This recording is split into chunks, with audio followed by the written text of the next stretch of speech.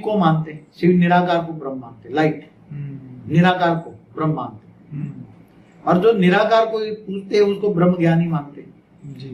तो जो निराकार को याद करते हैं परमात्मा समझकर, तो वो निराकार को पाएगा ना। जिसको याद करोगे उसी को एक दिन पाओगे ना। बिल्कुल सही बात। हाँ, जिसको याद, कृष्ण ने गीता में क्या कहा है, तुम अगर मुझी को याद करोगे तो मुझे को पाओगे, और तुम अगर भूतों को याद करोगे तो भूतों को पाओगे।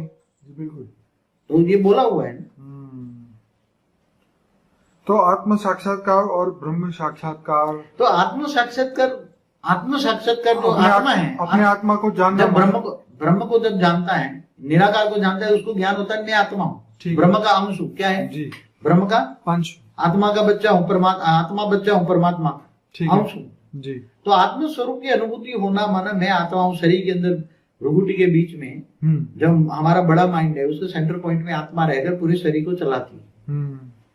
तो आत्मा ज्ञान हो जाए, आत्म स्वरूप की अनुभूति हो जाए, तो वो आत्म साक्षात्कार। तो आत्म साक्षात्कार करने से आत्मा का पूरा दिव्य स्वरूप का अनुभव हो, दिव्य बॉडी का अनुभव हो, तो आत्मा धीरे धीरे विकर्म विनाश कर लेती है। ब्रह्म साक्षात्कार माने ब्रह्म को जान लेना। ब्रह्म का साक्षात्कार माना निराकारी स्वरूप का साक्षात्कार करना।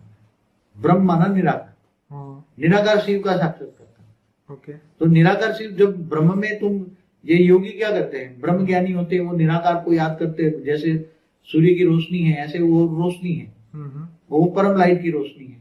तो परम लाइट की रोशनी को याद करते करते करते फिर उसमें ही उसकी आत्मा में इतनी पावर आ जाती है, तो वो सीधे ब्रह्म के पास चली जाती है।